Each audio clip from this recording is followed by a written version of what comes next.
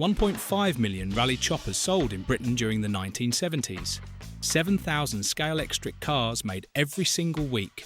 100 million Etch-a-Sketches sold worldwide. These weren't just toys, they were currency, a way of measuring who you were in the playground.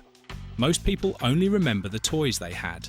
Today, you're going to remember the ones you wanted, and why that longing still burns 40 years later. The 1970s was the last generation to grow up without screens. Your social status wasn't measured in what you posted, it was measured in what you owned. These toys were currency, conversation starters, the difference between being invited round or left out completely.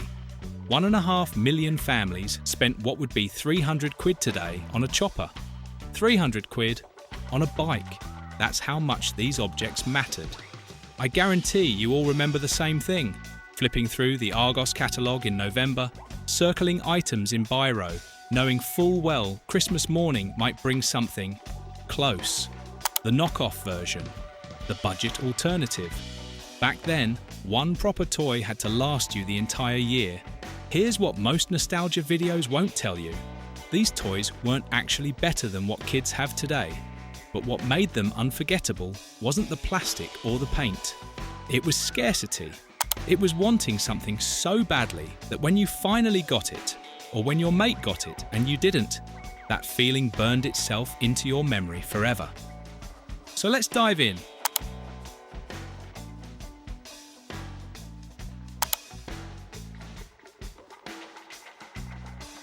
Picture this, Christmas Day, 1975. You've been watching the adverts on telly for months. Rolf Harris sat there with his stylophone, making it look like you could compose symphonies with this thing. You rip open the wrapping paper. There it is, your very own electronic musical instrument. You're basically a rock star now. 20 minutes later, you've worked it out. It makes one sound. A robotic whine that could strip paint off the walls. Your dad's eye starts twitching. Your mum suddenly remembers she needs to do the washing up. Urgently. By Boxing Day, it's in the cupboard under the stairs. But here's the thing about the stylophone. It cost about 5 quid back then. That's 40 quid in today's money. For something that made one terrible noise. Why did parents buy it? Because in 1979, anything electronic was space age. Computers were the size of rooms. Mobile phones didn't exist. If you had something with batteries and circuits, you owned the future. The stylophone's genius wasn't in what it did.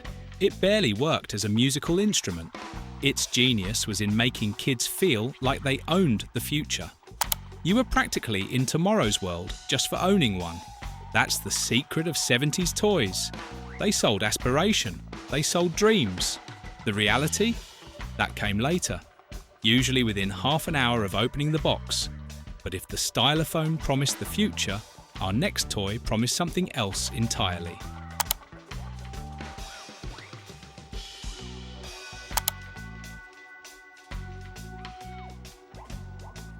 Danger. For about 6 months in 1972, every British playground sounded like a percussion section having a breakdown. Clack, clack, clack, clack, clack. 2 acrylic balls on a string. That's it. That's the entire toy. You'd swing them up and down trying to get them moving so fast they blurred. The reality? Bruised fingers, welts on your wrists, and at least one kid whose clackers exploded mid-swing, sending everyone diving for cover like it was the Blitz. Schools started banning them. Health and safety got involved. Parents confiscated them. Your mum was secretly relieved when yours mysteriously disappeared. Clackers were terrible toys. Dangerous, limited, annoying as hell. But you wanted them precisely because they were dangerous. Every kid knew someone who'd been banned from bringing theirs to school, and that made them even more desirable. It wasn't about the toy, it was about rebellion. Think about it. In the 70s, kids didn't have many ways to push boundaries. You couldn't sneak onto social media. You couldn't watch banned videos on YouTube. Your rebellion was swinging 2 balls on a string until a teacher confiscated them. That's it. That was the extent of your childhood angst at age 9. but it felt massive. It felt like you were getting away with something, even though all you were doing was risking bruised knuckles and disappointing your mum. The 70s was weird like that, from dangerous to creative. Number 8 allowed you to design mathematical art, sort of.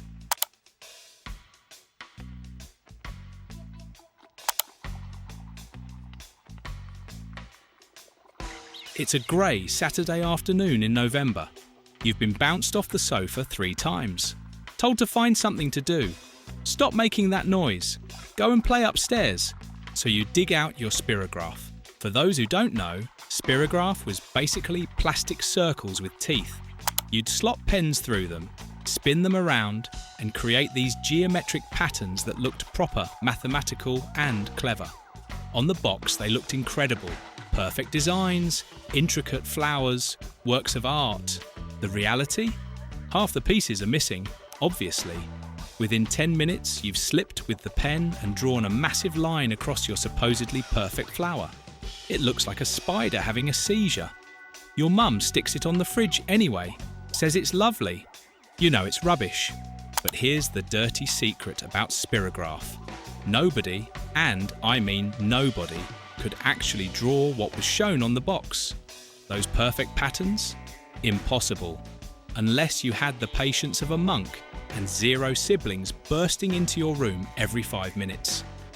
The box promised you'd become an artist, a designer, someone who understood mathematics and beauty combined.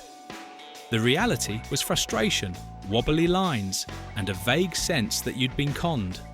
But that didn't matter. On Christmas morning, holding that box, you believed. You genuinely thought this would be the toy that changed everything. The disappointment came later. It always did. Speaking of artistic disappointment, number 7 promised to turn your drawings into actual toys.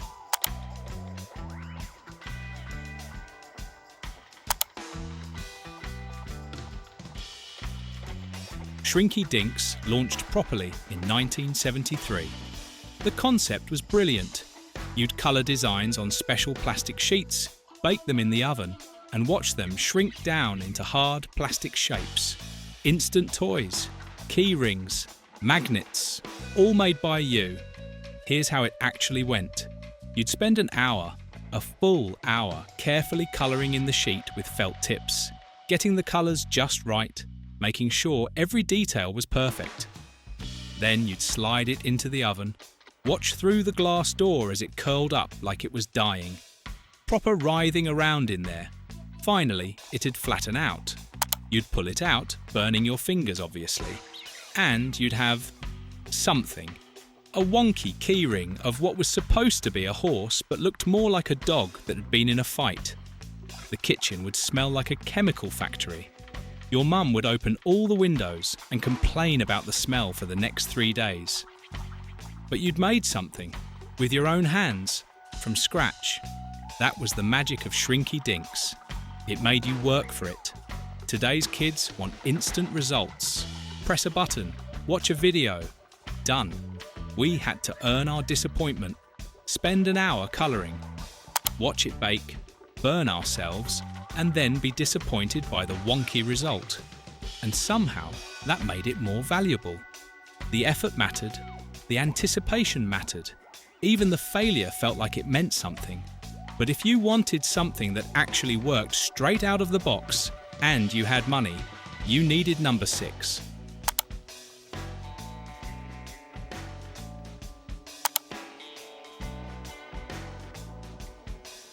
There was always one kid whose dad had gone absolutely mad and built a scale-electric track in the garage, or the loft, or taken over the spare room, painted scenery, little spectators, bridges, the works. You'd get invited round, and for 2 glorious hours you'd race miniature Ferraris around banked corners, trying not to send your car flying off on the bends, arguing about who had the faster car, claiming the other person was cheating. Then you'd go home, to your house, where the most exciting thing in the garage was a rusty lawnmower and a punctured football that had been there since 1973. Scale Electric wasn't cheap. Individual slot cars cost 18 quid. That's 115 quid in today's money. Per car. At peak production, the company made 7,000 cars every single week. 7,000 just to keep up with demand. But here's what nobody talks about. Scalextric required space. A lot of space. If you lived in a terraced house or a council flat, you physically couldn't have it. The track needed room to spread out. You needed somewhere permanent to keep it. You couldn't just pack it away every night. So Scalextric became this weird marker of class. Not just wealth, space. The toy separated kids not by whether their parents loved them, but by the size of their home. Nobody said this out loud, but every kid knew it. You knew which mates had the space for proper toys and which didn't. That's the bit nostalgia videos always miss. The uncomfortable truths hiding behind the warm memories. Now, if Scalextric was for the kids with space, number 5 was for the kids with imagination.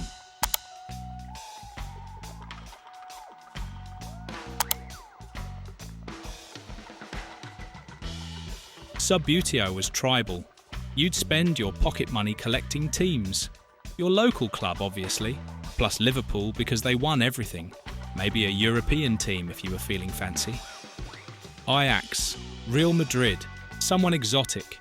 Then came the matches. Your mate's dining room table, a Tuesday evening in February. World Cup final levels of tension over a game played with flicked plastic men. The accusations would start within minutes. You move that. Your finger slipped. That didn't count. Someone would inevitably knock the pitch. A player would fall over. Voices would be raised. Occasionally, the whole thing would get upended. Players flying everywhere. The pitch sliding off the table. Your mate's mum shouting from the kitchen to pack it in. Next week, you'd be back for a rematch. Here's what made Subbuteo brilliant. It was complicated enough to feel real, but simple enough that any kid could play. No batteries, no instructions longer than one page, just physics and your index finger. And unlike modern football games where the computer does the work, if you lost at Subbuteo, it was your fault. That accountability made victories taste sweeter and defeats burn harder. You couldn't blame the game, couldn't claim it was unfair. You flicked badly. You positioned wrong, you lost. Subbuteo turned every kid into a football manager. You'd arrange your formation, tweak your tactics, blame your defenders when you conceded. It was the closest most of us got to actually playing at Wembley, from tabletop football to the toy every girl wanted. Number 4.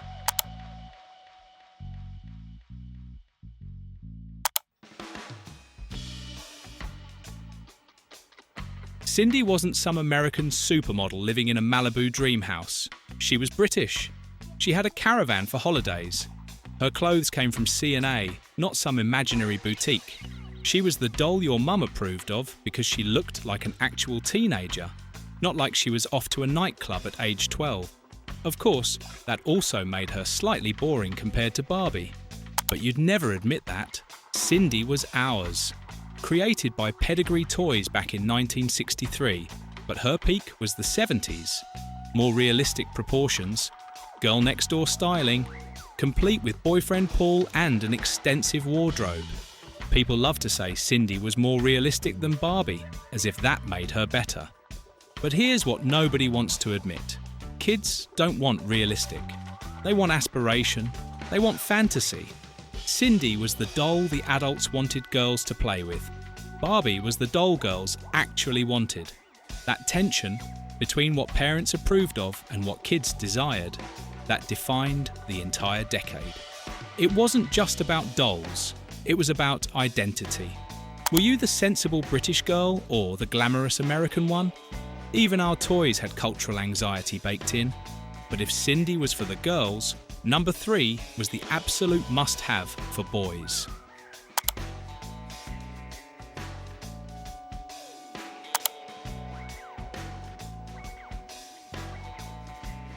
Christmas morning, 1974. You rip open the biggest box under the tree, and there he is, Action Man, complete with soldier outfit, gripping hands, realistic hair. You are made. At school on the first day back, You casually mention you got one. You watch the envy ripple across your mates' faces. For the next 6 months, your action man has more adventures than most actual soldiers. He parachutes off the shed roof, narrowly survives a drowning in the paddling pool, gets attacked by the dog, and loses most of his equipment by August. But you don't care. For that brief window, you were the richest kid in your year. Action Man developed with primarily British themes from 1970 onwards. Military uniforms, adventurers, sportsmen, everything designed to appeal to British boys specifically. In 1970, they introduced flocked, realistic hair. 1973 brought gripping hands, revolutionary at the time. By 1977, eagle eyes were added, eyes that actually moved. By 1981, he cost about £4.75. That's 18 quid today for one figure. But the genius of Action Man wasn't the figure itself. It was the accessories, the uniforms, the vehicles, the equipment. You could never have the complete set, which meant you could never stop wanting more. Palitoy understood this before it even had a name. Action Man is where we need to address something uncomfortable. Gender marketing in the 70s was brutal. Action Man wasn't a doll. He was an action figure. Because God forbid boys played with dolls. Meanwhile, girls got Cindy and were told to practice being homemakers. These toys didn't just reflect society, they enforced it. Every kid absorbed those messages without even knowing it. Boys play war, girls play house. That's just how it is. Except it wasn't. It was just what the toy companies decided to sell. But even Action Man had to bow down to the ultimate outdoor toy. Number 2.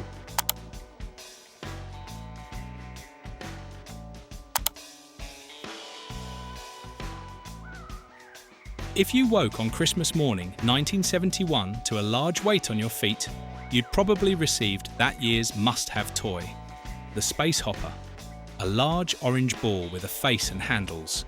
You'd sit on it, grip those handles like your life depended on it, and bounce across the back garden like some sort of deranged kangaroo. The goal was simple: go faster, jump higher, don't fall off when you hit that patch of uneven grass.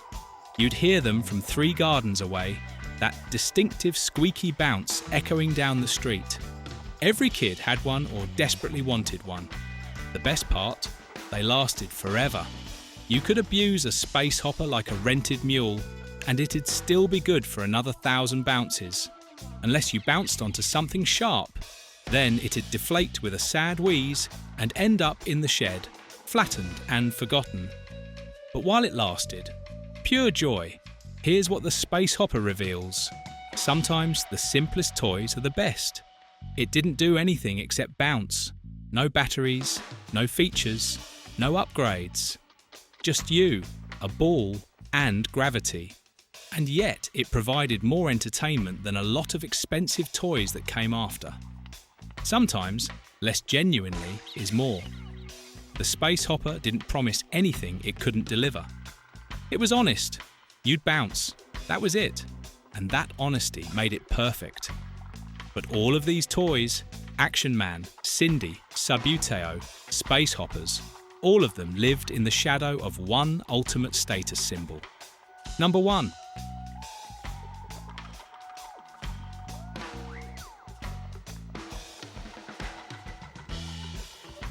The Raleigh chopper wasn't just a bike, it was a throne on wheels.